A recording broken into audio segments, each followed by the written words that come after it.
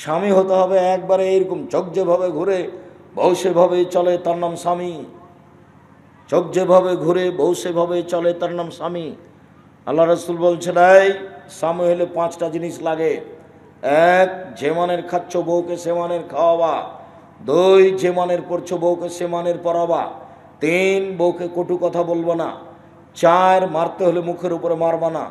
5, তোমার বউ তোমার বাড়ি ছাড়া কোথাও যেতে পারে না। মায়ের বাড়ি যেতে পারে না, খালার বাড়ি যেতে পারে না, ফুফুর বাড়ি যেতে পারে না, জরুরি দুর্ঘটনা ছাড়া বাড়ি থেকে বের হতে পারে না, তার নাম স্বামী। জরুরি ঘোষণা। স্বামী কাকে বলে? বাঘের মতো খেয়ালে থাকে যে স্ত্রীর উপর, তার নাম স্বামী। আল্লাহ নবী বলছেন, এই শোনো, স্ত্রী পরিবারের উপর থেকে লাঠি উঠিয়ে নেন, লাঠি রেডি করে রাখো। আল্লাহ রসুল বলছেন, এই শোনো, স্ত্রী পরিবারকে কন্ট্রোল করার জন্য লাঠি ঝুলিয়ে রাখো। আল্লাহ রসুল বলছেন, এই শোনো, প্রয়োজনে লাঠি যদি বউকে লাগে তাহলে মুখের উপরে মারিয়ে না, মানে লাঠি লাগবে। রাসূল সাল্লাল্লাহু আলাইহি ওয়াসাল্লাম বলছেন, এই শোনো, ছেলে মেয়ে আহাল পরিবারকে পিটিয়ে ঠিক করে যখন সালাত আদায় করবে না। এগুলো আমি বলিনি একটা, এগুলো কে বলেছেন?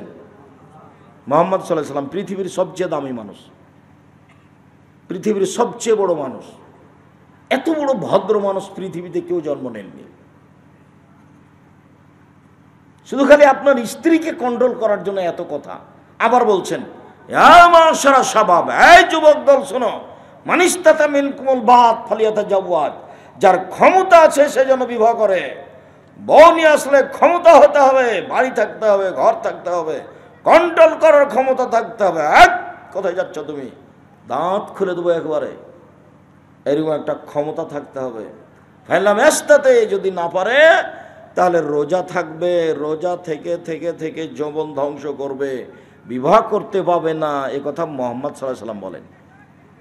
তাহলে আপনার মেয়ে যদি ক্লাস 10-এ পড়ে, এখানে মাথায় কাপড় দিয়ে না থাকে, আর আপনার স্ত্রী যদি এখানে থাকে, তাহলে আপনার বিবাহ করা জায়েজ হয়নি, আপনার বিবাহ করা ঠিক হয়নি। আপনার মতো কাপুরুষ বিবাহ করেই পরিবেশটাকে নষ্ট করেছে।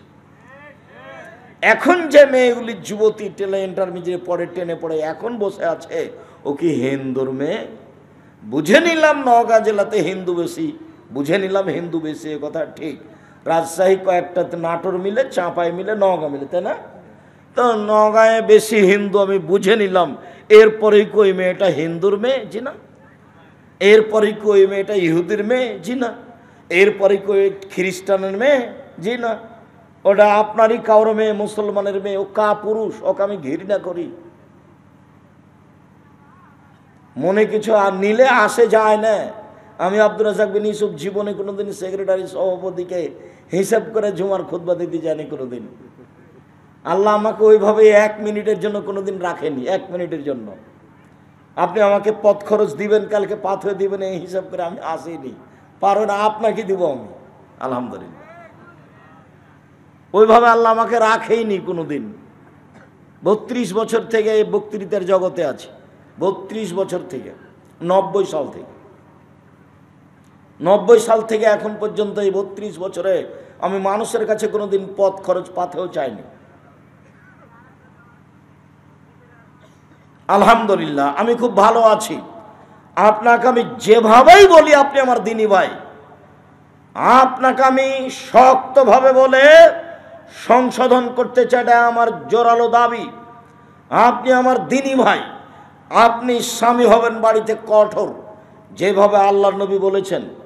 আমি তো পিটাতে বলিনি, আল্লাহর নবী পিটাতে বলেছেন। আমি তো লাঠি ঝুলিয়ে রাখতে বলিনি, আল্লাহর নবী বলেছেন। আমি তো পিটাতে বলিনি, আল্লাহর নবী বলেছেন। আমি তো বলিনি, এই যুবক, ক্ষমতা না থাকলে বিবাহ করবে না, এটা জরুরি আদেশ। বিবাহ করবে না তুমি, তোমার মতো কাপুরুষ বিবাহ করে কি হবে? পরিবেশ নষ্ট হবে, সমাজ নষ্ট হবে, স্ত্রীকে কন্ট্রোল করতে পারবে না, মেয়েকে কন্ট্রোল করতে পারবে না, তুমি বিবাহ করবা কেন?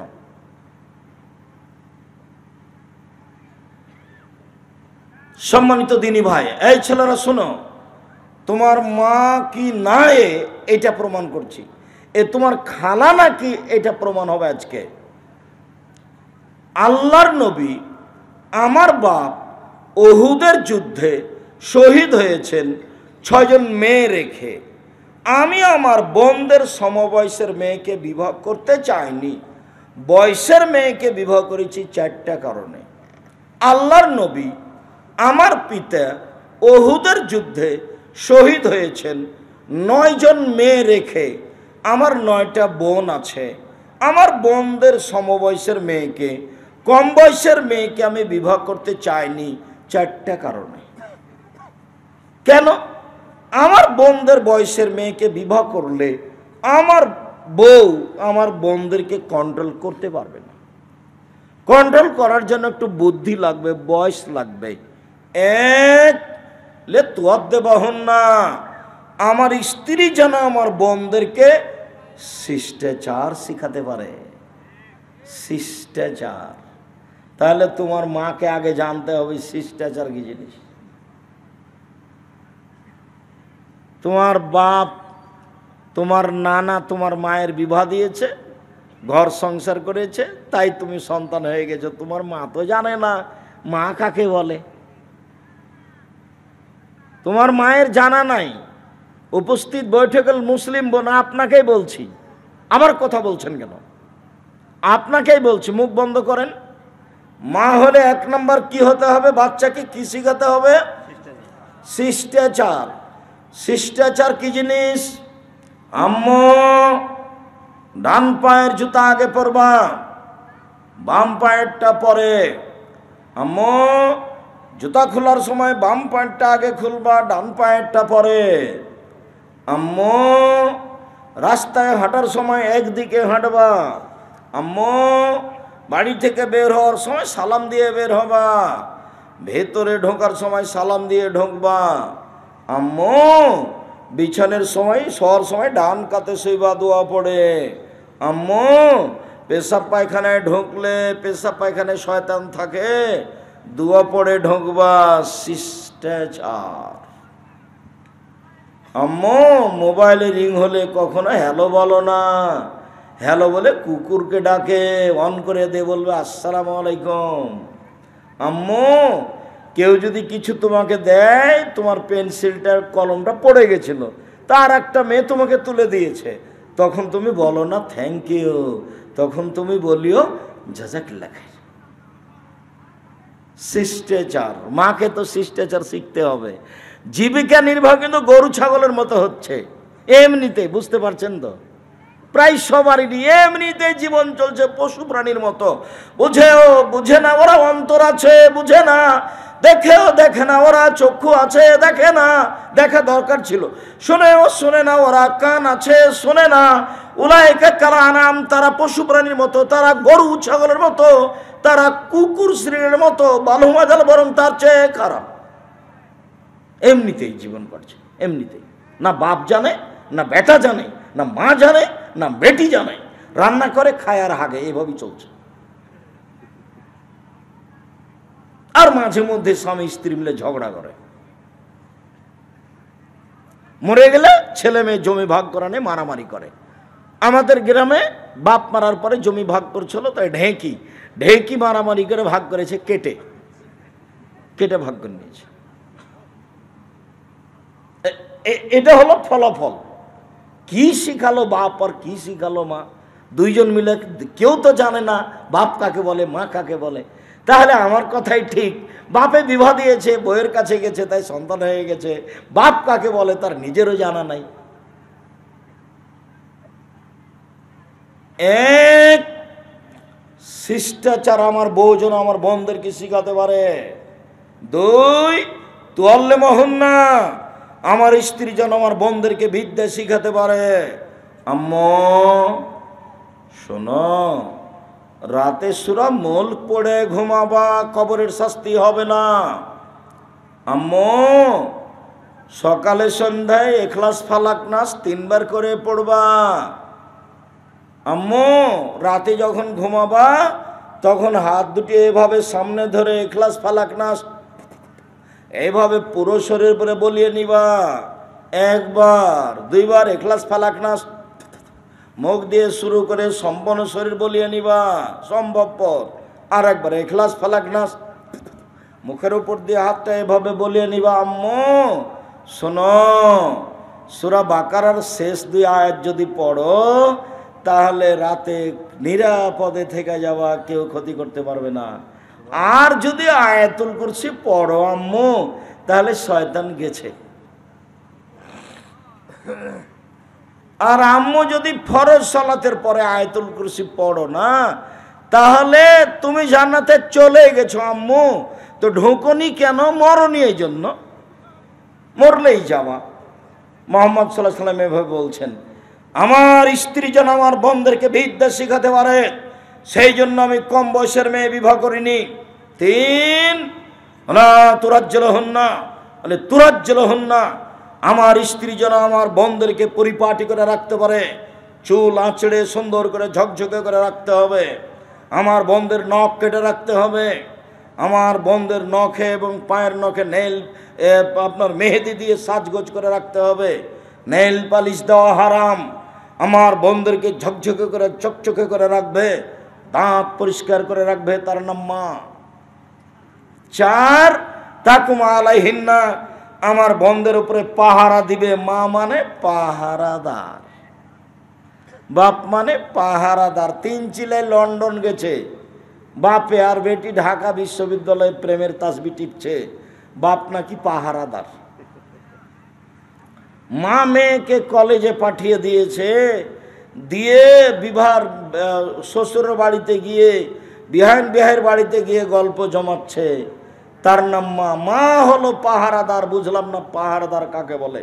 1 মিনিট, এই ছেলে, তোমাদের হাই স্কুলের হেডমাস্টার যদি জানতে পারে যে আমার স্কুলের পাহারাদার আজকে জাগেনি, ঘুমিয়েছিল, তোমার হেডমাস্টার তাকে পাহারাদার রাখবে না, বাতিল করে দেবে। দেখো তোমার হেডমাস্টারকে গিয়ে বলো, একটা লোকের চাকরি উনি রাখবেন না, বাদ দিয়ে দিবেন। আর তোমার মা পাহারাদার, এই কথা আমি বলিনি, এই কথা মুহাম্মদ সাল্লাল্লাহু আলাইহি ওয়াসাল্লাম বলেছেন। দেখো তোমার মাই জানে না কাকে পাহারাদার বলে। এই ছেলে, তোমার মা জানে না শিষ্টাচার কি জিনিস, তোমার মা জানে না বিদ্যা কি জিনিস, তোমার মা জানে না পরিপাটি কি জিনিস, তোমার মা জানে না পাহারাদার কাকে বলে। এটা তোমার মা নয়, এটা তোমার সৎ মা, এটা তোমার মা নয়, এটা তোমার খালা।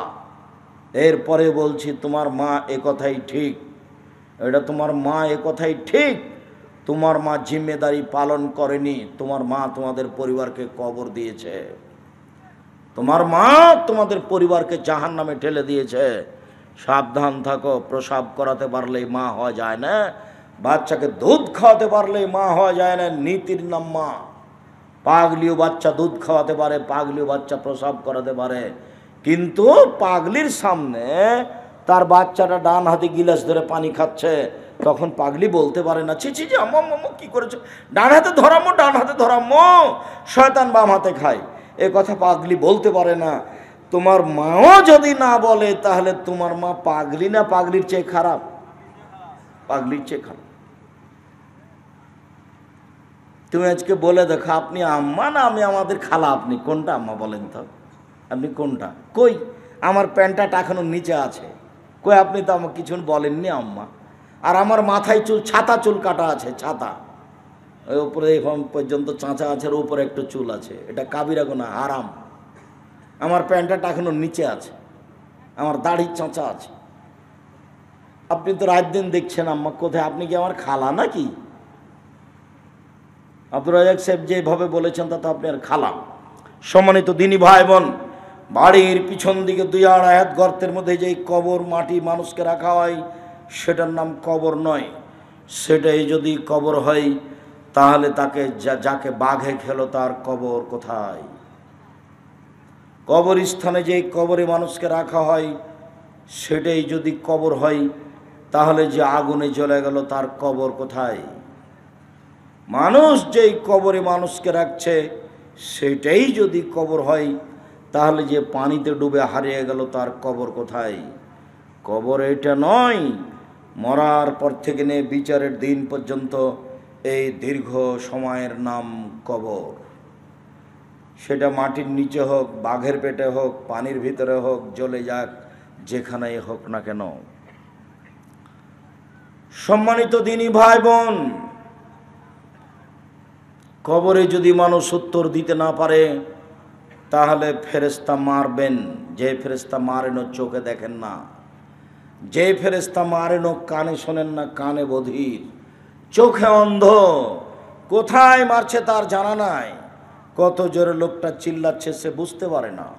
আল্লাহর নবী বলছেন ইয়াসিহু সাইহাতান, সে বাপ প্রিয় মারে করে চিল্লায়, ইয়াসমা মা বাইনাল মাশরিক ওয়াল মাগরিব, সারা পৃথিবীতে যত জীবজন্তু কীটপতঙ্গ পদার্থ জড় পদার্থ আছে সেও শুনতে পায় তার এই কবরের চিৎকার, কিন্তু মানুষ এবং জিন শুনতে পায় না। কি দিয়ে আপনাকে আমি বুঝাই কত জোরে মারে। আল্লাহর নবী বলছেন মারাই তো মানজারান কাত্তাল কাবর আবজামিন হোক, আমার জীবনে আমি দেখিনি কোনো দৃশ্য যেটা কবরের চেয়ে আশ্চর্য হতে পারে। আমি মোহাম্মদ সাল্লাল্লাহু আলাইহি সাল্লাম জাতির উদ্দেশ্যে বলে যাচ্ছি, পৃথিবীর মানুষ শোনে রেখো, আমার জীবনে সবচেয়ে আশ্চর্য জায়গা হলো কবর। কবরের চেয়ে আমি আশ্চর্য জায়গা কোনোদিন দেখিনি। আল্লাহর নবী কবরের শাস্তির থেকে বাঁচার কথা না বলে কোনোদিন তিনি সলাতে সালাম ফিরেননি। সম্মানিত দিনী ভাই বোন, কবরের শাস্তি বড় ভয়াবহ। কবরের শাস্তি স্বপ্নের মতো। কবর খনন করে আপনি দেখতে পাবেন না।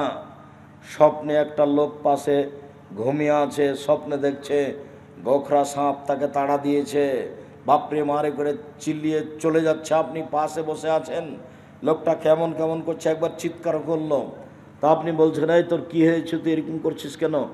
আরে বলছেন গমা সাপ আমাকে গোখরা সাপ তাড়া দিল, অনেক বড়, একবারে লাল টকটো এরকম মোটা, ও একবারে দিনের মতো বিবরণ দিচ্ছে, অথচ আপনি দেখতে পাচ্ছেন না। ওই যে মক্কার জনক ইমাম বাড়ি থেকে বেরে মসজিদ থেকে বেরে একটা কবর খনন করে দেখলো একটা সাপ লাশকে ধরে আছে, এটা নগদ মিথ্যা কথা। কবরের শাস্তি কেউ দেখতে পারে না। কবরের শাস্তি মানুষের আয়ত্তের বাইরে। দিন রাত আল্লাহর নবী কবরের শাস্তি থেকে বাঁচতে চাইতেন। কবর যত কঠিন, কিয়ামত তার চেয়ে অনেক বেশি কঠিন।